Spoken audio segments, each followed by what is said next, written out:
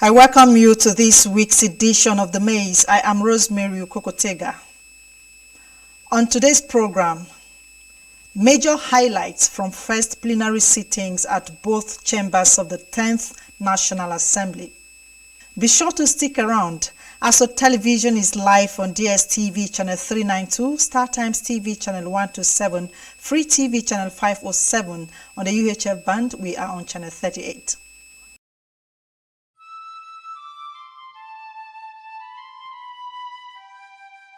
We are a nation blessed with people of diverse cultures, religions, languages, and opinions. It is ironic that we are now being ripped apart by our greatest strength, our diversity. We have allowed intolerance, insensitivity, bigotry, and nepotism to blind our vision of the greatness we can achieve working together as one.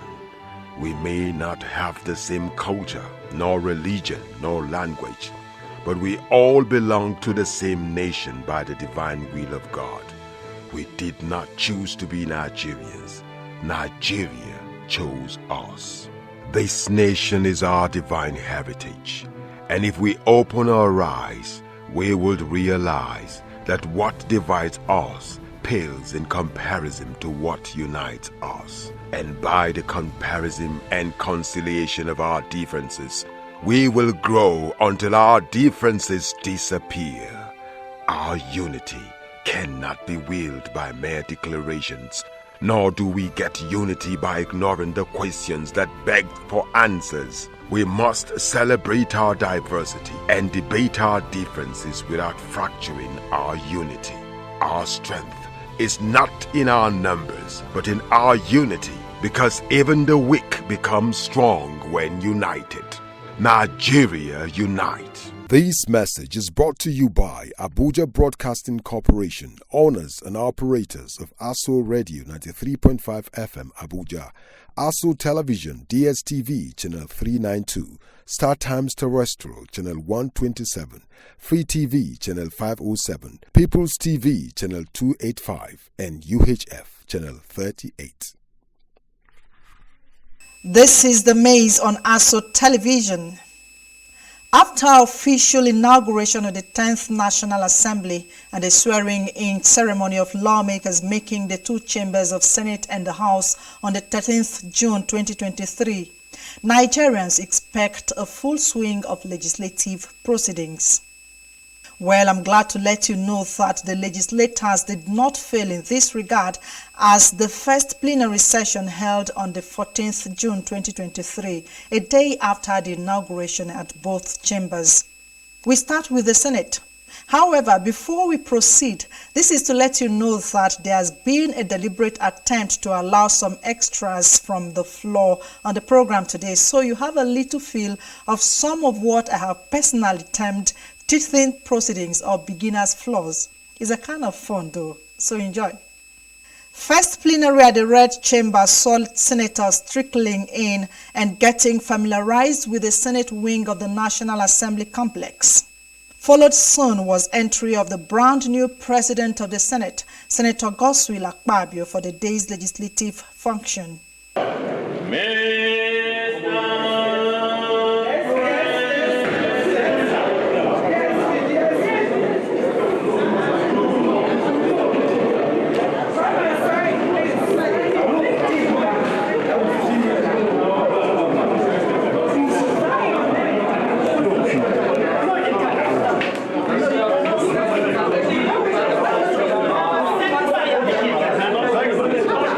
And earth,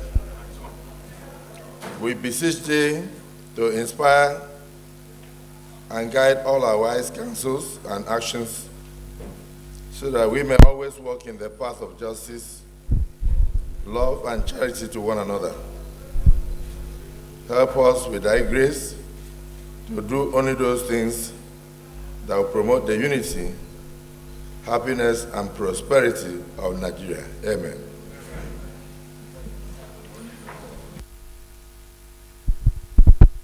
The Senate, almost immediately after settling in, went into a closed-door session. Coming back to the plenary, the President of the Senate, Senator Godswill Akpabio, addressed the session and announced the constitution of a Committee on Welfare chaired by Senator Issa Jibrin Kogi East. Here is the Senate President with the announcement.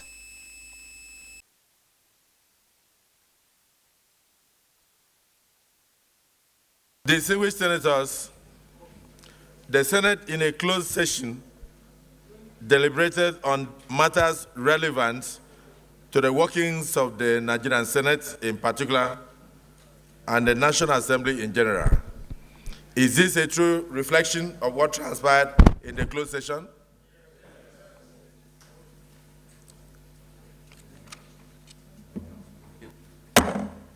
I'd like to set up a committee to look into the welfare of the members, and of course, it's a normal practice that some people have to sit back, take stock of the seats, and then allocate the seats so that next time when we are coming here, you will speak from your seat. And you are expected to speak from your seat, so you can have your permanent sitting positions, and then you are also expected to move into your offices. Right now, you don't have those offices. So, composed of Senator Issa Jibrin, okay, as chairman, and the vice chairman will be Senator Darlington Mukocha.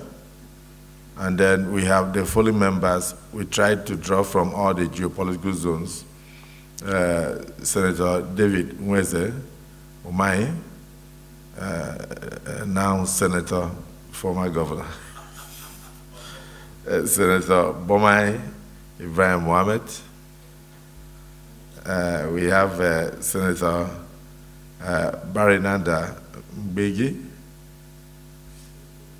Then we have Senator Ekpeyon Asukwo, then Senator Mustafa Saliu, Senator Dan Duse Mohammed, Senator Adeniba Francis Farahunsi, Senator Shuaibu Afolabi Salisu, Senator Aminu Iyabras, Senator Ibrahim Hassan Dankwambo, Senator Ipalibo Harry Banigo, Senator Adebule Idiad Oluranti, distinguished Senator Ireti Kingibe. They have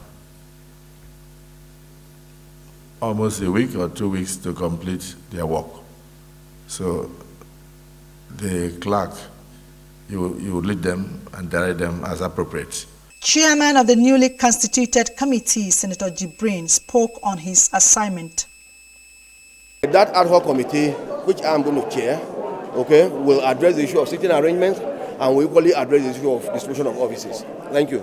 From the floor of the Green Chamber, the first plenary session witnessed adoption of some far-reaching motions bordering on flooding across the country. First of these set of motions was that sponsored by the immediate past Speaker of the 9th House of Representatives and now Chief of Staff to the President, Mr. Femi Gbajabiamila. Mr. Gbajabiamila, shortly before bowing out of the Parliament for good, moved the motion of urgent public importance on need to commence active measures to mitigate the probable devastation of a severe flood season and prepare palliative intervention to prevent the worst socio-economic consequences for Nigerians in the affected areas. Colleagues, my point of order is on Order 8, Rule 4, matters of urgent public importance. Mr. Speaker, honorable colleagues, I had the privilege of meeting with the DG NEMA just about a week ago, and he painfully intimated me of the impending devastation from floods that may ravage this country if we do not take immediate action to either mitigate or stop the consequences. It is upon that I bring this motion on the need for the federal government of Nigeria and the state governments to commence active measures to mitigate the probable devastation of a severe flood season. Mr. Speaker. Point of order, Mr. Speaker. If you are in agreement, say aye. Aye. Those who are against, you say nay. So the ayes have it. So the first leg of the prayer is answered. The second one is to allow this particular motion to be heard now. Those in support should say nay, aye. Aye. Those who are those who are against should say nay. The ayes have it. So, Honorable Femi, you can go ahead and take it now.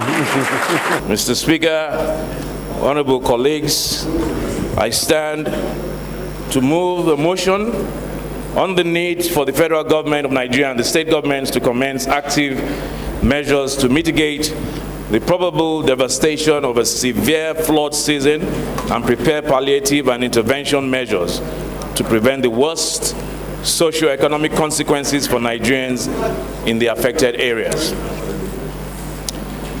Now, the House notes that large portions of the country from north to south, east to west, are prone to annual destructive flooding incidents. These recurring events have in recent years increased significantly in severity and to the extent of the devastation of lives and property.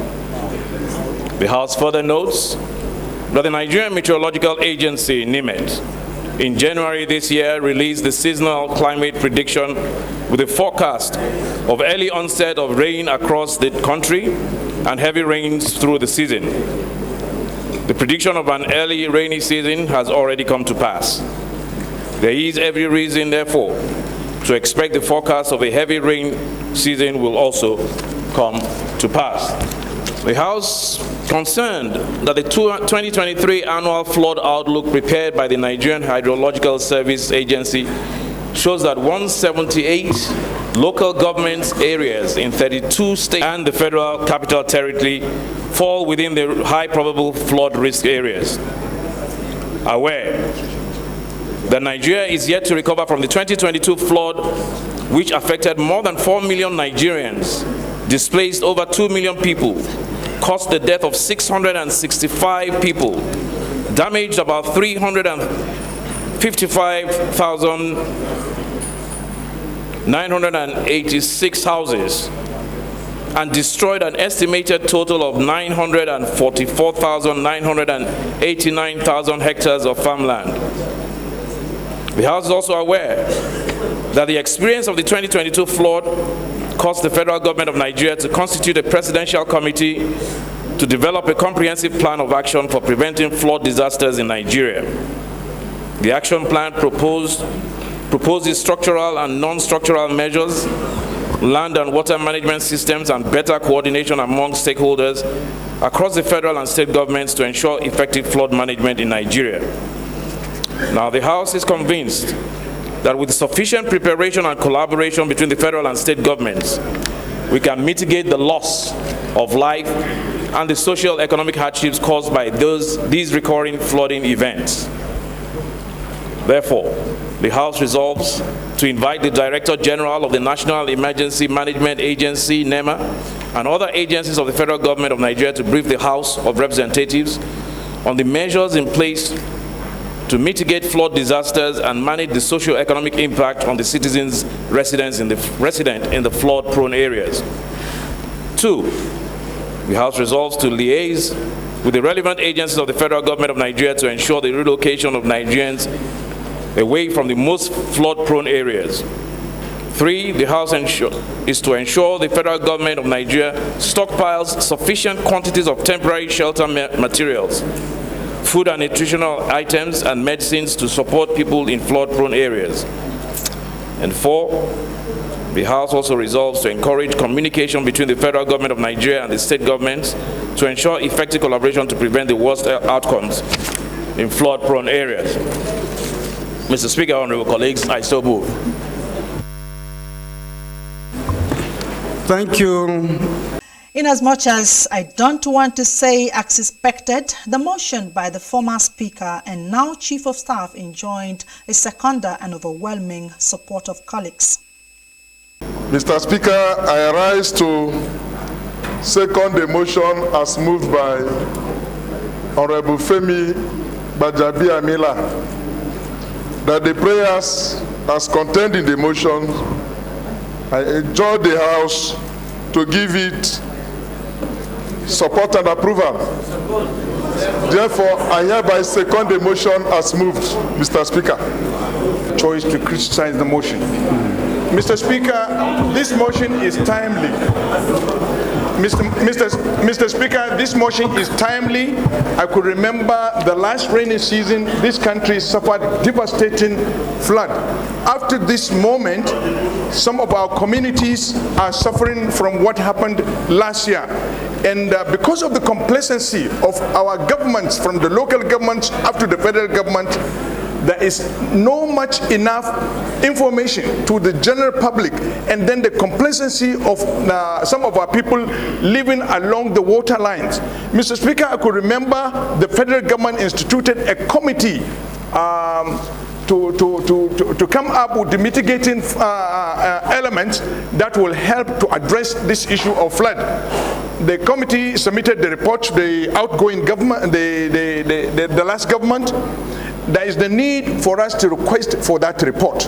I think the report was submitted to the office of the Secretary of the Government, and it will help. It will help. So what is your prayer or amendment to this particular? We've already adopted. We can only take amendments. What I'm adding is when we should request a copy of the report the government instituted. And you draft the amendment. I will submit that. Please. Thank you. I'm proposing that NEMA does timely distribution of palliatives going forward for flood victims. And the other flood victims of 2022, the non-distribution of palliatives should be completed.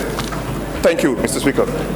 We can as well term that as the last parliamentary legacy of the former Speaker, who has since 14th June 2023 vacated his seat as member representing Surulere 1 Federal Constituency of Lagos State. He was in the House for 20 good years.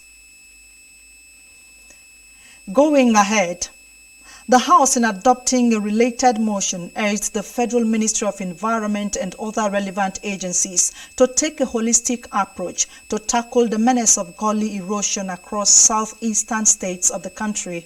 A lawmaker from Enugu State, Mr. Chimo Bisam Atu, moved the motion on the subject and was seconded by another lawmaker from Akwa Ibom State. Mr. Speaker, I want to raise urgent needs for control of persistent gully erosion along Ugwoyama 9th mile Federal Road in Enugu North and Udi local government. Mr. Speaker, honorable colleagues, knows that the ravage effects caused by gully erosion in Ugwoyama 9th mile Road in Enugu North local government area, part of Udi local government, is a threat. Also know that the strategic importance of the Ugwoyama 9th mile road to the economy of Southeast state is in particular, and country in general, cannot be underestimated, as the road enable traders to transport their goods to market within and to neighboring states, as well as giving the rest of the country who have to use the route into Enugu State across the commercial cities. Mr. Speaker, further note that the adverse effects of erosion in this road have long been ignored, and if not checked, will cut off the roads. Worrying that Ugwoyama 9th mile road has remained a death trap, resulting to loss of life, goods and services worth millions of naira on a daily basis as a result of frequent accidents on the bad portion of the road, which has not been completed. Cognizance of the provisions of Section 2(1) and 2 of the National Environmental and Soil Erosion and Flood Control Regulation 2011, which will help guide script for the urgent measure that needs to be taken to curtail the ravage effect of erosion in this area and further extend to the entire Southeast region. Mr. Speaker, my prayers. I urge the Federal Ministry of Works and Federal Road Maintenance Agency, FEMA, to complete the reconstruction of Ugwoyama 9th Mile Road to prevent it from collapsing completely. I rise to second the motion as moved by Honorable Chimobi Samatu. I so second. Thank you, Mr. Speaker. The motion also came with a little amendment by some other lawmakers. Mr. Speaker, I wish to further amend the prayers of this motion to include that these relevant agencies, inclusive of FEMA, the Ecological Fund Office, and Federal Ministry of Environment, should as well look into or include the Sinjaba Gully erosion in the Isu local government of Imo State and the Nkwamiri Gully erosion in Wangele local government also of Imo State. Thank you, Mr. Speaker, as I amend. Mr. Speaker, I have a little amendment on his prayers. I think he should add Ecological Fund Office, since Ecological Fund Office is in charge of gully erosion. That's my amendment. Thank you, Mr. Speaker. Yes. Any seconder? Yeah. Having moved that remedial work to be done in the affected area, I want to amend that this very remedial work should be done to cut across other areas in Nigeria where there is gully erosion currently. So with this very motion, it should reflect other areas that may be suffering from this very particular situation. That is my amendment. I so move. Mr. Speaker, I think prayer 3 should be deleted outright. We already know the threat. He has mentioned it even in the body of the motion. So I don't know what he still wants to investigate. I move that prayer 3 on this should be deleted completely. You are to propose amendments, not to debate. Amendment that prayer 3 be deleted. What do you want to be deleted? Prayer 3. Prayer 3. Deleted, yes. Honorable colleagues, any seconder to this particular amendment? Honorable Maki. Thank you, Mr. Speaker, my honorable colleagues. I am Abubakar Maki Eleman. I'm from Jigawa State. I represent Madam Modorikau Gama Federal Constituency. Mr. Speaker, I rise to second the motion as amended by Honorable Abente. I so second. Thank you, Mr. Speaker. The House further mandated the Committees on Environment, Federal Roads Maintenance Agency, FEMA, and Works, when constituted, to investigate the threat posed by gully erosion along Ugwoyama 9th Mile Road in Enugu State and recommend long-term solution. Another motion also bordering on disaster, as brought by a lawmaker from Bauchi State, Mr. Bapa Biso, was adopted by the House. The lawmaker in his motion sought for succor for his constituents. Thank you, my colleague, for being with me. Mr. Speaker, it is a call for urgent importance as it affects my constituency, Misau Town, as a result of heavy windstorm, heavy downpour, and flooding. Mr. Speaker, I will want the House to note that on the Sunday, 14th May 2023, there was a heavy windstorm, downpour at Misau Town, which led to a serious disaster. The concern here is that as a result of the heavy windstorm, that led to the destruction of about 2,000 houses in my constituency, Misau Town, and subsequent heavy downpour leading to partial submerging of some houses, farmlands, shops worth millions of naira in different parts of the town is affected. Further concern that the access road linking various villages on the El Dorado bypass equally destroyed. My worry here that the displaced people of my constituency are now stranded and still roaming on the street like refugees in their own land without livelihood, shelter, other basic human needs such as a result of disaster, while some are now temporarily residing in public buildings such as schools and mosques. Sir, Mr. Speaker, sir, I want to commend His Excellency Senator Abdul Qadir Bala Kauram Bauchi, the Executive Governor of Bauchi State, for his quick response and directed the State Emergency Management Agency, SEMA, to go and have an assessment to alleviate this sad situation. Resolve, number one, Mr. Speaker, sir, to call on the National Emergency Management, NEMA, to assess the level of damage and urgently provide relief materials to the affected families and assist rehabilitating them. Number two, sir, Mr. Speaker, direct Ministry of Environment and government agencies that is saddled with the responsibility of windstorm flood erosion control to provide permanent solution. Three, Mr. Speaker, sir, to urge Northeast Development Commission to provide relief materials to the victims, design and construct drainages where necessary. Mr. Speaker, sir, I so move. One other motion that received overwhelming support of members on the floor was the provision of palliatives to cushion impact of the removal of fuel subsidy by President Bola Tinubu on assumption of office. The House, in adopting the motion of urgent public importance, urged the federal government to, as a matter of urgency, implement palliative measures to mitigate the effects of fuel subsidy removal on Nigerians. A member from Kano State, Mr. Sani Madaki, moved the motion. House note that on Monday, 29th May 2023, President Bola Ahmed Tinubu, in his inaugural speech, announced the removal of Nigeria's fuel subsidy.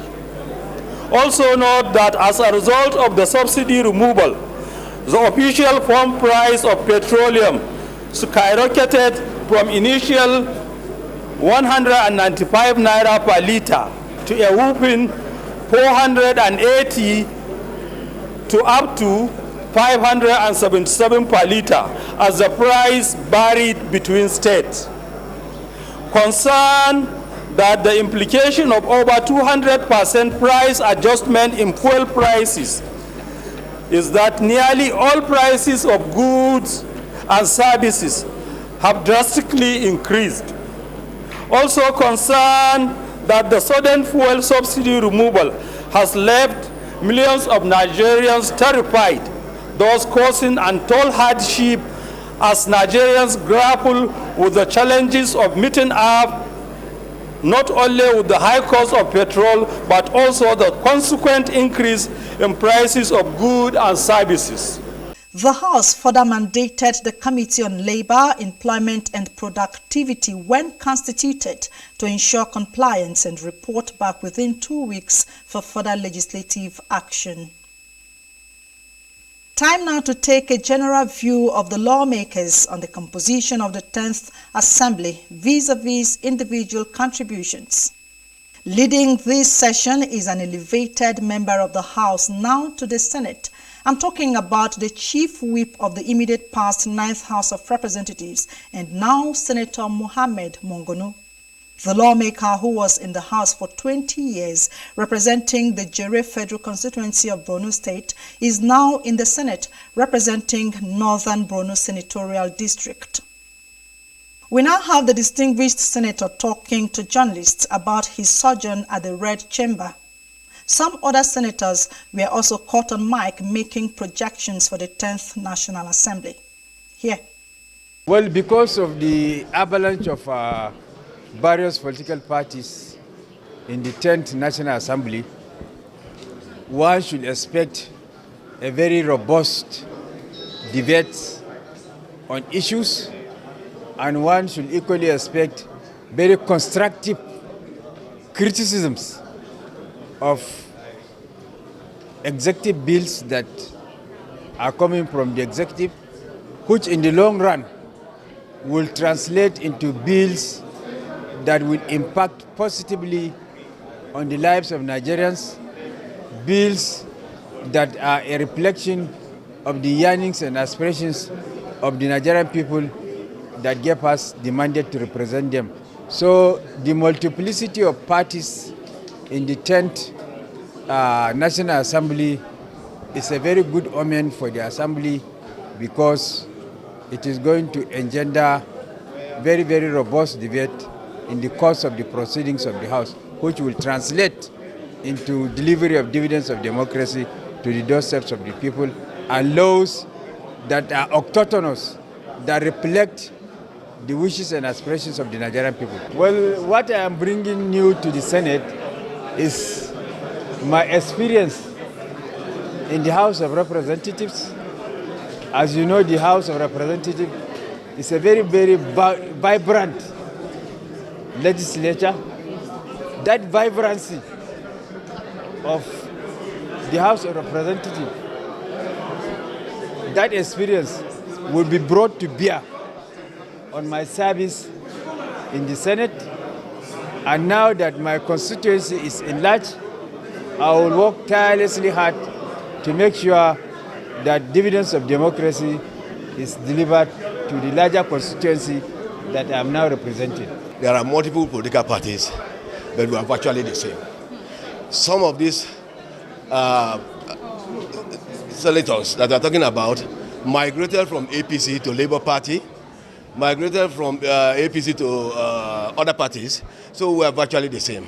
So even though there are about 7 parties, okay, that constitute the 10th Senate, I want to believe that that will not make any major difference. Most of us will know ourselves. Okay, some of us have interacted with ourselves even before coming here. So I'm sure it's going to be a smooth ride. We will blend.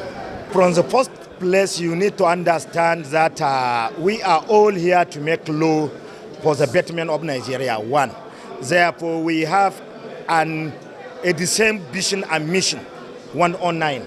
Secondly, most of us has cognitive experience of the parliament. Like me, I was a deputy minority leader. It means deputy opposition party twice. I was in the parliament as opposition for 12 years. And I was an advisor or liaison officer between the executive and the National Assembly for 4 years. Therefore, I assure you that we will have a very robust relationship to make Nigeria proud, inshallah. We will focus on the constitution because there are serious agitation, there are serious demand from Nigerians to do some touch in our constitution. Therefore, we will focus on the constitution to do with the federal system, fiscal federalism, the issue of reducing power from the federal government to the state, all of the above. This is where we will focus on. The important thing is for us to appreciate the situation today in our country.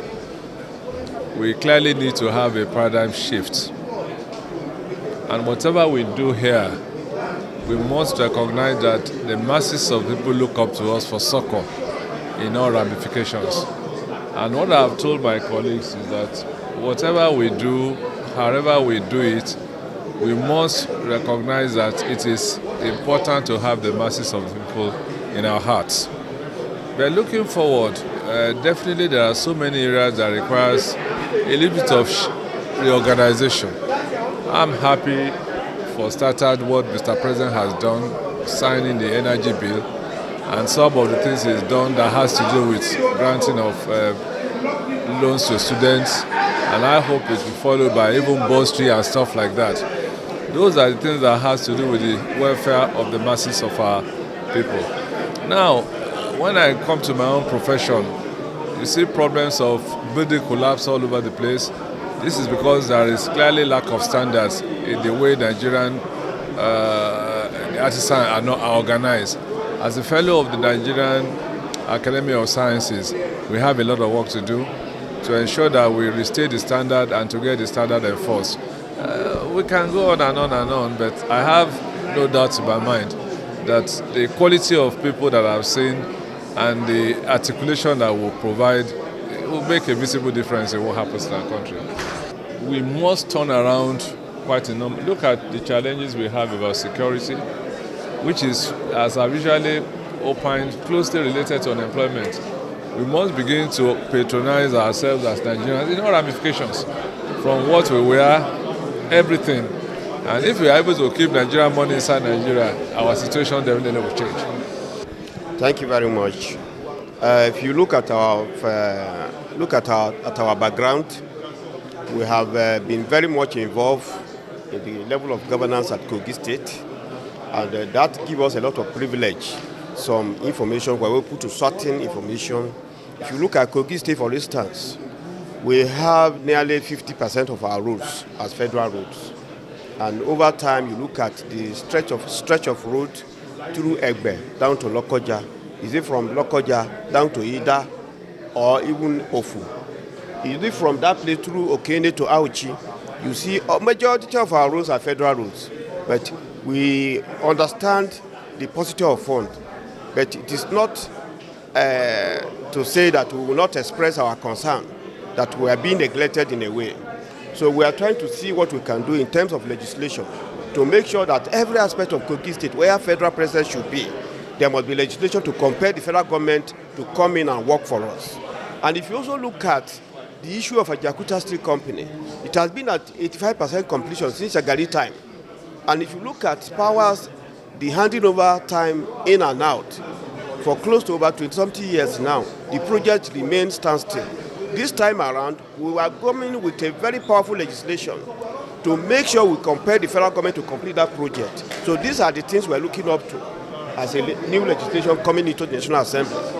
So these are the things we are coming to improve on. If you also look at the dredging of water from Warri to Ajakuta to Baro, this has suffered a lot of neglect. So, and this is affecting the state, Kogi State as in a whole.